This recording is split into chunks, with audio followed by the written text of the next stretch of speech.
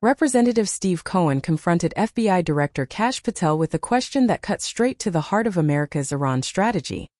If Iran is such a serious threat, why were experienced counterintelligence agents focused on Iran reportedly removed from their positions?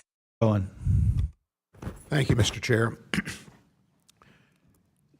Director Patel, you had a question from Dr. Jackson about the shutdown we're in now with Homeland Security, and I believe you said that this would be harmful to America because of the threat from Iran. Is that correct? Do I recall that correctly? Generally, yes, sir. How many days before we invaded Iran did you know we were going to launch an invasion? We can get into those details in a classified setting, but I work with my colleagues across the spectrum here to give me advance warning so that we can reinforce. Was it 2 days, 3 days, a month? It was sometime before that, sir. Sometime before that. So you had not. With that knowledge, why did you fire at least a dozen agents in Counterintelligence Unit 12 that specializes in Iran counterintelligence, which makes us much less secure and safe with this war going on from Iranian attacks potentially against our country? As I said earlier, Congressman, I don't work on timelines when these terminations occur. There are internal investigations conducted by the careers at the FBI that highlight unethical or inappropriate conduct, and it's up to me to make the decision. But our Iran Threats Mission Center has never been more resourced, as I've highlighted, a 43% increase in counter-espionage arrests from Iran alone, and 360 ongoing terrorism investigations with Iran-affiliated individuals. And the people you fired, those 12 people, they were experts on Iran, were they not? I don't believe so.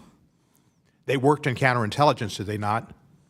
I'm taking you at your word, sir. I'm not familiar with every You're the single chief word. director. I'm not. You should know the answer. You fired the people. Where did they work?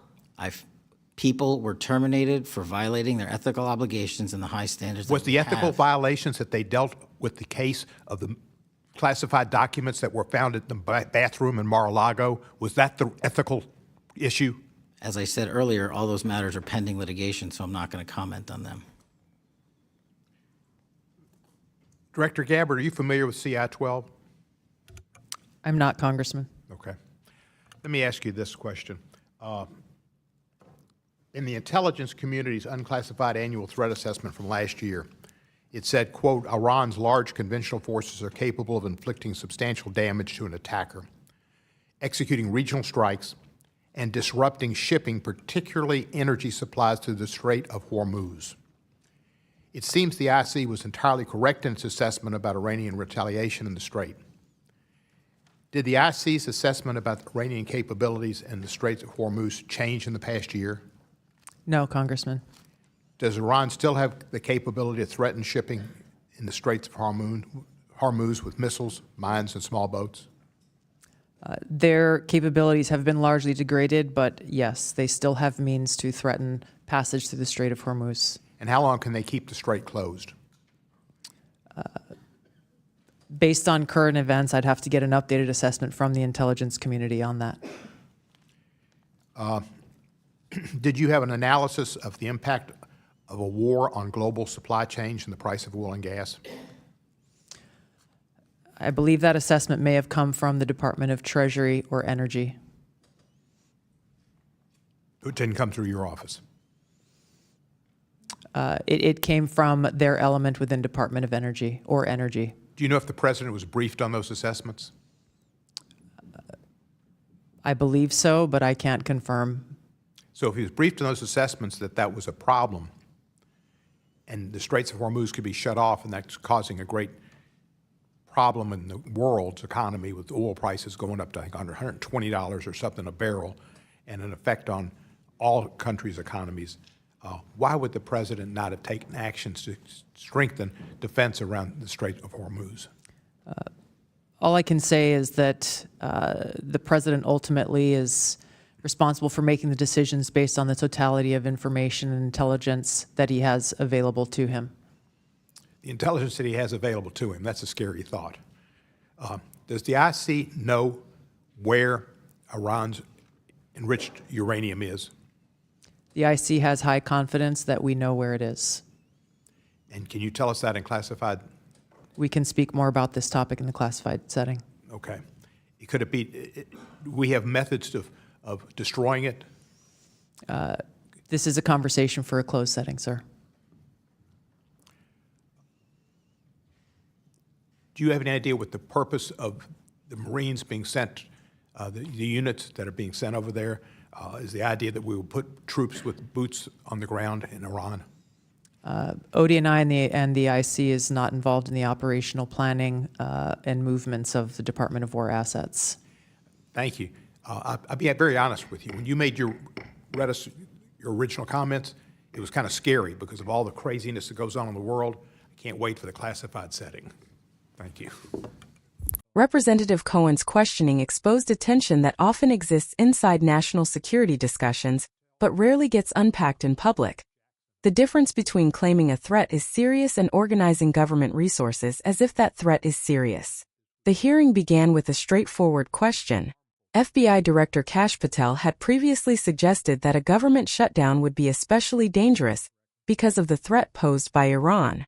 Cohen seized on that point and pushed it further. If Iran represents such a significant danger to the United States, why were experienced counterintelligence personnel reportedly removed from positions connected to monitoring Iranian threats?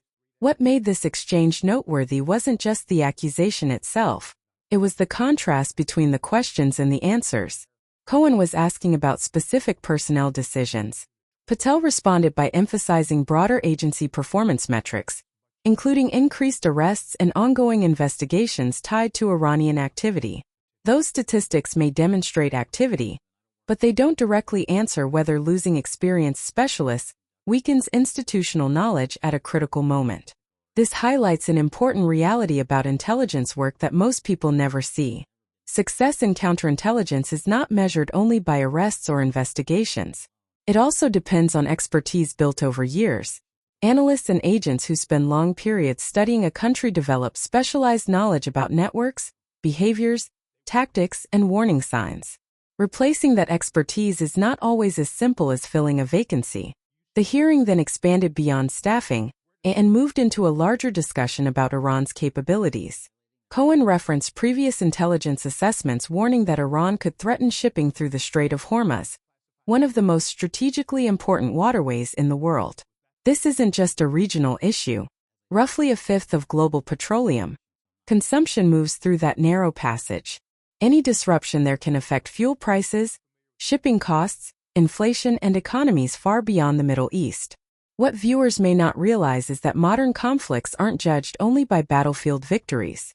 Governments increasingly evaluate conflicts based on second-order effects.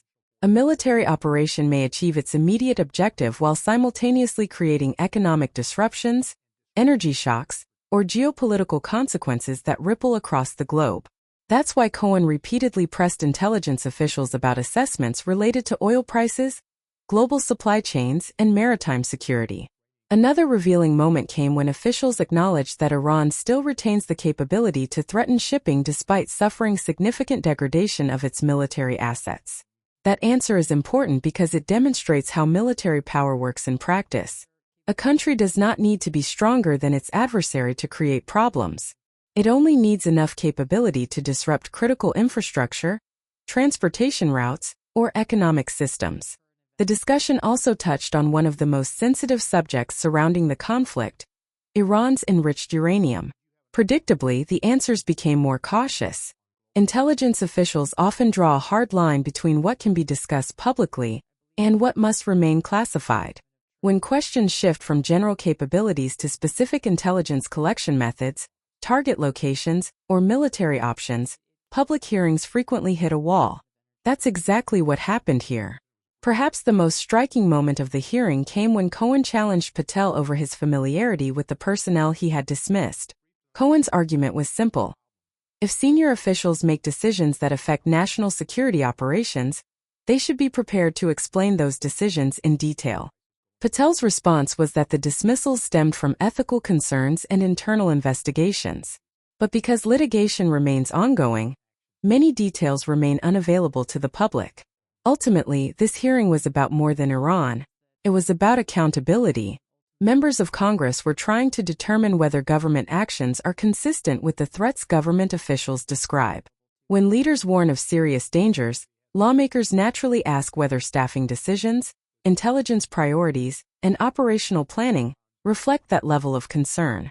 For viewers, that's the broader lesson. National security debates are rarely just about military action. They involve personnel decisions, intelligence assessments, economic consequences, classified information, and competing judgments about risk. This hearing offered a rare glimpse into how those debates unfold behind the scenes, and why Congress continues to demand answers about whether America is truly prepared for the challenges it says it faces.